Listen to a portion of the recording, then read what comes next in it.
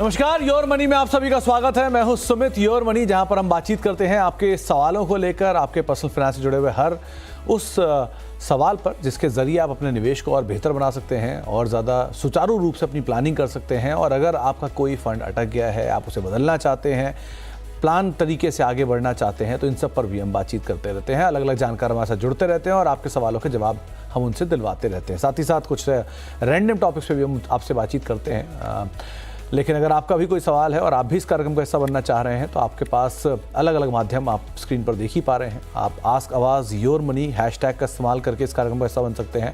आप ईमेल कर सकते हैं yourmoney@nw18.com पर, और साथ ही साथ आप व्हाट्सएप कर सकते हैं 7045220000 पर, और इसके ज़रिए भी इस कार्यक्रम का हिस्सा बन सकते हैं। सीधे सीधे हमसे जुड़ सकते हैं, अपना सवाल पूछ सकते हैं। आज हमारे साथ बातचीत करने के लिए एक्सिस सिक्योरिटीज़ के ऑनलाइन बिजनेस के हेड समीर शाह सर मौजूद हैं। उनसे हम बातचीत करेंगे आपके सवालों पर, और साथ ही साथ रैंडमली हम अलग अलग टॉपिक्स के ऊपर भी चर्चा करते रहेंगे। हमारे पहले दर्शक आज जर्मनी से मौजूद हैं, यश साहब हैं। यश जी नमस्कार, क्या सवाल है आपका? नमस्ते सर जी, मैंने ऑलरेडी मेरा पोर्टफोलियो भेजा है। तो फंड थोड़ा बड़ा है, मतलब बहुत ज्यादा फंड है मुझे लग रहा है। मैं आपका प्रोग्राम फॉलो करता हूँ हमेशा, तो मुझे लगता है कि with advice I could do even better. Yash sir, मेरे 2-3 सवाल है। पहले तो आप जर्मनी से बोल रहे हैं, अभी आप अपना टाइम कैसे मैनेज करते हैं? हमारे शो में और अदरवाइज आपके टाइम और हमारे टाइम में अंतर है, तो आप कैसे इसको मैनेज करते हैं इंडियन मार्केट से और हमारे शोज से? मैं मतलब ऑफिस के बाद यूट्यूब पे देखता हूँ आपके वीडियोस। ओके। और वीकेंड पे भी देखता रहता हूँ। चलिए, बढ़िया। और भारतीय बाजारों में आपका जो निवेश आप कर रहे हो, ये कब से निवेश कर रहे हो? कि जिस तरह का आपका पोर्टफोलियो, मेरे ख्याल से आप पहले से निवेश कर रहे हो काफ़ी। सो कब से आप इन्वेस्टेड हो मार्केट्स में? 2018 से मैं कर रहा हूँ। ओके। और जो आपने ये फंड्स का चुनाव किया है, ये खुद की राय पे किया है या दोस्तों की राय पे या किसी की सलाह लेके, कैसे? जी, मैक्सिमम मैंने खुद से ही किया है। सिर्फ निपॉन स्मॉल कैप मेरे एक फ्रेंड ने रेकमेंड किया था मुझे। ओके। और आपने जो हमें अपने टारगेट दिए हैं कि आप 20 साल में 10 करोड़ रुपए का लक्ष्य साध रहे हैं बच्चों की शिक्षा के लिए और रिटायरमेंट के लिए। करेक्ट।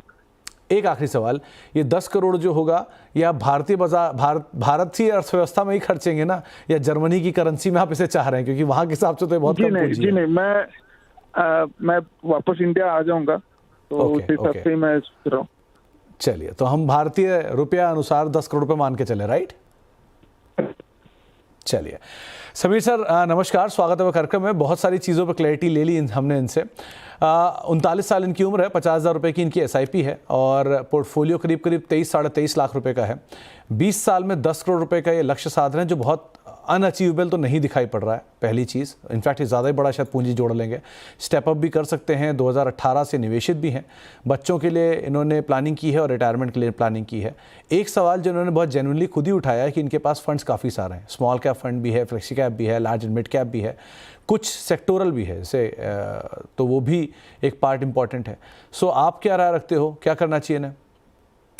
सुमित जी, पहले तो धन्यवाद, आपने मुझे आपके शो पे वापस से बुलाया।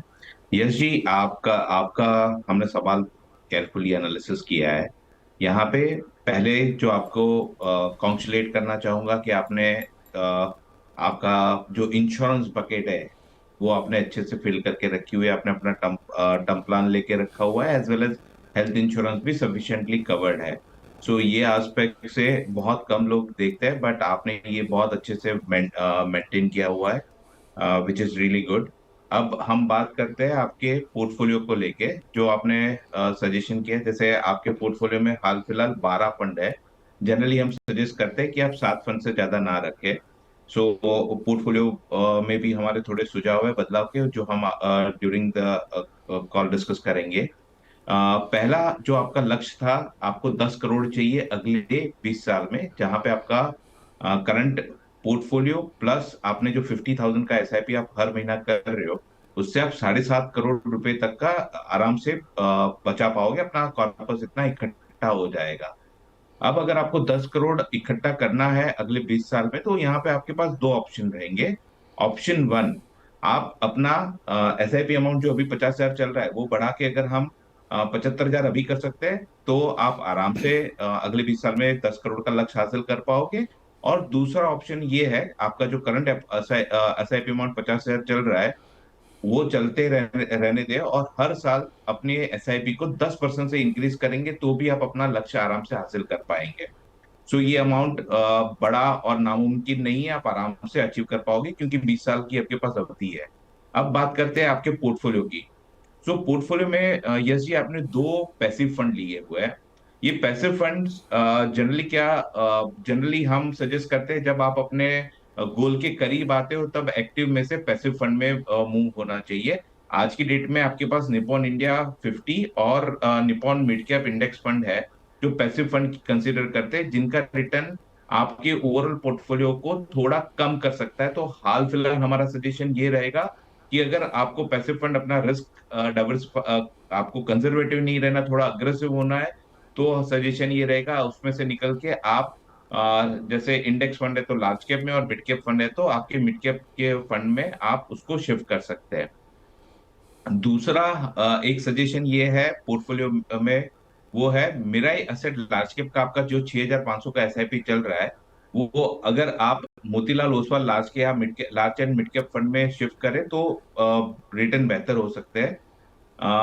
आपके आपके पोर्टफोलियो में दो ब्लू चिप फंड है, एक है आईसीआईसीआई प्रूडेंशियल और दूसरा एसबीआई का। सजेशन ये रहेगा कि दो लार्ज कैप रखने से ओवर डाइवर्सिफिकेशन होता है। ऐसे आपके पोर्टफोलियो में 12 स्कीम है, तो ये एक सुझाव रहेगा कि आप उसको मर्ज करके एक कर दे। और दूसरा, आपके पास दो मिड कैप फंड है, एक कोटक इमर्जिंग का है और एक एडलवाइस का है। तो यहाँ पे भी सुझाव ये रहेगा कि कोटक इमर्जिंग को आप एडलवाइस के साथ मर्ज कर दें। और आपके पोर्टफोलियो में एक स्कीम सेक्टोरियल है, वो है एचडीएफसी डिफेंस फंड। आप उसको क्लोजली मॉनिटर करें, और जैसे हम सेक्टोरियल फंड में ऑलवेज कहते हैं कि एंट्री इजी है बट एग्जिट के लिए स्ट्रेटेजी होनी चाहिए। सो एग्जिट की स्ट्रेटेजी आपको डिफाइन करनी होगी। आप जब उसका डिजायर रिटर्न उसके अंदर से आ जाए तो आप उसमें से मूव करके लार्ज पैसिव फंड में पैसिव कोई भी फंड में उसका एक्सपोजर ले सकते हैं। तो यश साहब, आपको एक डिटेल राय समीर सर ने दी है, आप उसके हिसाब से अपनी रणनीति बना सकते हैं, कहाँ कहाँ पर आप निकलना है, कितना कितना आपको फंड रखना है, और वैसे भी आपका गोल इजीली अचीव हो सकता है, बट थोड़े से बदलाव फिर भी ज़रूरी है, तो आप उनको फॉलो कर सकते हैं। अब हम इंद्र कुमार जी से बातचीत कर लेते हैं। हमारे साथ बातचीत करने के लिए मौजूद हैं यमुनानगर से। कुमार साहब नमस्कार, क्या सवाल है आपका? नमस्कार सर। नमस्कार कुमार साहब। मेरा एक है सर, मेरे 5 फंड है जिनमें मैंने ये इन्वेस्ट किया हुआ है 4-5 साल से। ओके। तो ये इसके अंदर मेरा जो पोर्टफोलियो की वैल्यू भी 5,67,000 के समथिंग है। तो मुझे एक तो चाहिए कि मैं इन फंड में बना रहूं, और मेरा टारगेट है 12 से 15 साल के करीब करना है बच्चों की पढ़ाई के लिए। और मुझे 5,000 और इन्वेस्ट करना है, तो उसके लिए मुझे फंड एडवाइस करवाइए। तो 5,000 आप पर मंथ इन्वेस्ट करेंगे, एक बार में इन्वेस्ट करेंगे, या इन एग्जिस्टिंग में निवेश करेंगे, या नया निवेश करेंगे? 5,000 की और सिर्फ इसी में ऐड करनी है, या फिर मुझे नए फंड कुछ और करने हैं? अच्छा इंद्र सर, एक चीज़ आपसे मैं और पूछना चाहूँगा, क्या ऐसी पॉसिबिलिटी है कि आप अभी 5,000 का निवेश ना करके हर साल थोड़ा थोड़ा निवेश बढ़ाते चले जाएं? ऐसी पॉसिबिलिटी होगी क्या? हाँ, ऐसा भी कर सकते हैं, ऐसा भी कर सकते हैं। चलिए, क्योंकि वो ज़्यादा आपको कारगर रहेगा आपके लिए। फिर भी समीर सर, 5 फंड्स इन्होंने आपको बताए हैं, फ्लेक्सी कैप है, ब्लू चिप फंड्स हैं, स्मॉल कैप है, लो इक्विटी पी फंड है। सो फंड सिलेक्शन इनके सारे बेहतर दिख रहे हैं जो इन्होंने ऑप्ट कर रखे हैं। 5,000 रुपये की एसआईपी है, 5.5 लाख का कॉर्पस है, 12 साल का नज़रिया है। ये 5,000 रुपये की एसआईपी बढ़ा भी सकते हैं अभी, या स्टेप अप एसआईपी भी गोइंग फॉरवर्ड कर सकते हैं। आप क्या सजेस्ट करोगे, क्या करें? इंद्र कुमार जी को हमारा पहला सजेशन ये रहेगा कि जो आप 5,000 की अभी एसआईपी कर रहे हो, वो अगर आप अगले 12-13 साल, अगर जो आपका 12 साल का निवेश लक्ष्य रखा है, और करंट पोर्टफोलियो जो आपका 5,38,000 है, अगर हम वो एक्यूमुलेट करके ग्रो करते हैं अगले 12 साल में, तो करीबन 40 लाख का आपका एयूएम इकट्ठा हो जाएगा। और आपने जो अभी आपने बताया कि आप एडिशनल 5,000 करोगे तो ये अमाउंट बढ़ के 55 लाख के करीब पहुंच जाएगी। अब हमने आपका पोर्टफोलियो में थोड़े सुझाव ये है, जैसे आपके पोर्टफोलियो में एक कोटक फ्लेक्सी कैप फंड है, जिसको हम सजेस्ट करेंगे कि आप वो SIP HDFC flexi cap fund के साथ रिप्लेस करें। और एसबीआई ब्लू चिप को आप रिप्लेस करें Nippon India large cap fund के साथ। ये दो हमारे बदलाव के सुझाव है। ऐसे पोर्टफोलियो ठीक है, बट ये दो चीज का सुझाव है। दूसरा, आपने बोला 5,000 का एडिशनल एसआईपी करना है। यहाँ पे हमारा सजेशन ये रहेगा कि आप 5,000 में से अभी आपका ब्लू चिप में सिर्फ 1,000 रुपये जा रहा है, तो वहां पे बढ़ा के वो 2,500 कर दे, तो 1,500 रुपये वहां डाले, और बाकी के 3,500 है, उसमें से एक आप फंड ऐड करें। वो है जैसे आपका फ्लेक्सी के फंड, हमने यहाँ पे सजेशन दिया हुआ है एचडीएफसी फ्लेक्सी के, वहां पे आप 1,500 रुपये और बढ़ा दे, तो आपका निवेश हो जाएगा वहां पे लगभग 3,500 रुपये का। ये दो हुए तो आपका लगभग कंसिडर करो 3,000 रुपये हो गया। बाकी के 2,000 के लिए आप एक mid cap fund, Motilal Oswal mid cap fund एक ऐड कर ले, बाकी पोर्टफोलियो ठीक है। तो इंद्र जी, काफ़ी सारी चेंजेस की बातचीत आपको बताई है समीर सर ने। आप अकॉर्डिंगली यहाँ पर चेंज कर सकते हैं, अपनी रणनीति बना सकते हैं, लेकिन मोर और लेस आप सही राह पर हैं तो उसी को ही आप कंटिन्यू कर सकते हैं। अब पटियाला चलते हैं, वहाँ पर हमारे साथ मनदीप सिंह साहब मौजूद हैं। सिंह साहब नमस्कार, क्या सवाल है आपका? नमस्कार सर। नमस्कार सिंह साहब। मैंने तो ये पूछना, मैंने अब ले लिए हैं। अभी पहले आपको क्वेश्चन भेजा था कि मेरे पास 3 फंड है, अभी मेरे पास 5 ले लिए। एसबीआई ब्लू चिप है, पराग पारिक फ्लेक्सी कैप है, Motilal Oswal mid cap, Quant multi asset fund और Nippon India small cap fund. ठीक है। इसमें 3-3 हजार की मंथली सिप अभी शुरू की है। ओके, तो आपने जी हमें जो भेजा था कि आपने 3 फंड्स में आपकी 3-3 हजार की एसआईपी थी, अब 5 फंड में आपकी 3-3 हजार रुपए की एसआईपी है, राइट? हाँ जी, एचडीएफसी फ्लेक्सी कैप को बदल के मैंने पराग पारिक शुरू कर लिया है अभी। ओके, तो मुझे एक बात आपसे पूछनी थी सिंह साहब, आपने एक ही महीने के अंदर 5 एसआईपी शुरू कर दी और अभी महीने का आधा महीना भी नहीं हुआ है। सो इतनी जल्दबाजी में क्यों आप लगातार एसआईपी बढ़ाए चले जा रहे हैं या फिर नया निवेश करते चले जा रहे हैं? आप थोड़ा और समय भी दे सकते थे इसे over a period of time, ऐसा कुछ जल्दबाजी क्यों? जल्दबाजी ऐसे भी पहले ही लेट हो गए। अरे सर, कोई लेट नहीं होता, मार्केट हमेशा रहता है, और जब जैसे शुरुआत करना इंपॉर्टेंट है, लंबी अवधि के लिए बने रहना इंपॉर्टेंट है। आप शुरुआत लेट करें या जल्दी करें तो बात की बात है। खैर, आपका जो अब नज़रिया है वो कितने साल का? 15 साल का? 15 से 20 साल का जी। चलिए, बहुत बढ़िया। तो समीर सर, इनके सवाल में थोड़ा सा बदलाव है। पहले इन्होंने जो हमें सवाल भेजा था उसमें 3 एसआईपी इन्होंने शुरू की थी, 9,000 रुपये उसमें बैठ रहा था। अब इनकी 5 एसआईपी शुरू हो चुकी हैं, 15,000 रुपये उसमें बैठ रहा है। इन्होंने इसी महीने निवेश की शुरुआत की है, 15 साल के लिए इनका गोल है।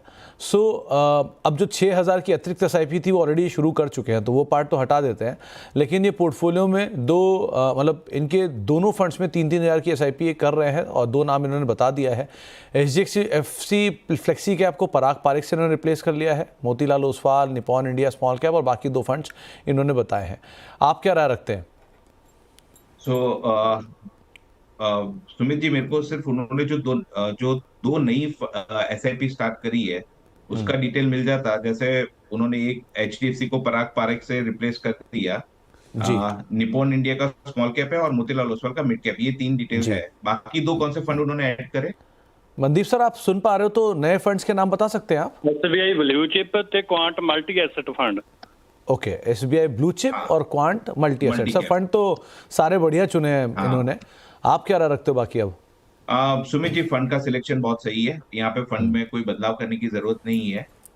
इन्होंने पराग पारिक को, एचडीएफसी फ्लेक्सी कैप को पराग पारिक से फ्लिप करके एक अच्छा काम ये किया, इससे उनको इंटरनेशनल इन्वेस्टमेंट का भी एक्सपोजर मिल जाएगा। सो फंड सिलेक्शन बहुत सही है, कोई बदलाव की जरूरत नहीं है।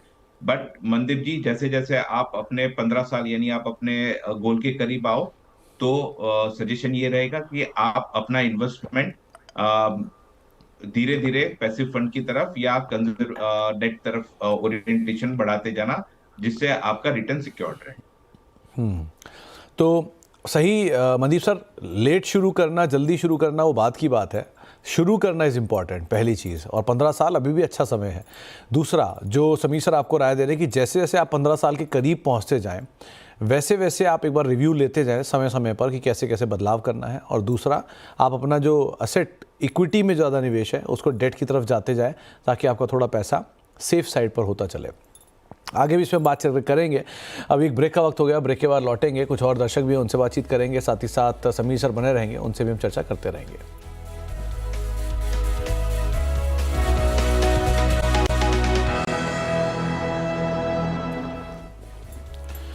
आप देख रहे हैं योर मनी और हम बातचीत कर रहे हैं आज समीर सर से, आपके सवालों को लेकर भी और रैंडमली उनसे अलग अलग टॉपिक्स के ऊपर भी चर्चा होती हुई दिखाई पड़ रही है। अगले दर्शक हमारे साथ नासिक से मौजूद है, समीर सर मौजूद हैं, माफ कीजिएगा, पाटिल साहब मौजूद है हमारे साथ बातचीत करने के लिए। पाटिल साहब नमस्कार, क्या सवाल है आपका? नमस्कार सर। नमस्कार सर। सर मैंने मेरा पोर्टफोलियो आपको भेजा है, उसमें कोई तब्दीली करना चाहते कि वही एडवाइस दीजिए सर। तो पाटिल साहब आपकी 9-9.5 रुपए की SIP चल रही है और आप 15 साल में करीब 75 लाख रुपए के आसपास का एक निवेश साध कर चल रहे हैं, जो आपने हमें मेंशन किया है।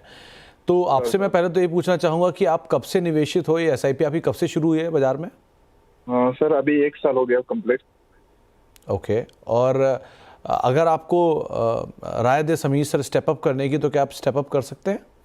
हाँ सर प्लीज प्लीज। और उसमें सर हो मेरा क्या, और उसमें मुझे अलग कोई फंड ऐड करना चाहिए या रेगुलर में 15 साल के लिए इन्वेस्ट है, तो इसमें कोई तब्दीली करना चाहता हूँ?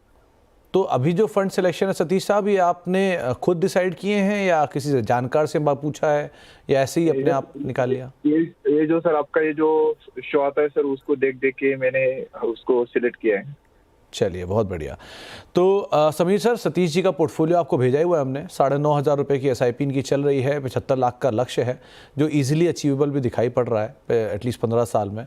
और दूसरा स्टेप अप भी कर सकते हैं, तो वो इनको और एज भी दे देगा। इनके पोर्टफोलियो बस एक मल्टी कैप के 2 फंड इन्होंने चुन रखे हैं, जो थोड़ा सा अलग लग रहे हैं, लेकिन बाकी इनके पोर्टफोलियो में कोई खास खराबी तो नहीं है। मतलब 2 रिपीटिव है, तो मल्टी कैप 2, फ्लेक्सी कैप 2। सो आप क्या करोगे, क्या राय दोगे, क्या करना चाहिए? तो सुमित जी, सतीश जी को पहला उनका जो क्वेश्चन था कि उनको 75 लाख रुपया अगले 15 साल में इकट्ठा करना है। अभी 9.5 हजार रुपए की SIP कर रहे हैं, तो यहाँ पे 2 तरीके से वो अचीव कर पाएंगे। अगर वो अपनी SIP अमाउंट अभी 6,000 से बढ़ा के 15,500 कर लेंगे, तो भी अगले 15 साल में 75 लाख रुपए आराम से इकट्ठा कर पाएंगे। या अगर अभी वो 6,000 से बढ़ा नहीं सकते हैं, एनुअली अगर वो 10,000 से स्टेप अप करते हैं, तो भी कंफर्टेबली अपने लक्ष्य को हासिल कर पाएंगे। अब बात करते हैं उनके पोर्टफोलियो की। तो सतीश जी, आपने अपने पोर्टफोलियो में 2 फ्लेक्सी कैप और 2 मल्टी कैप रखा है।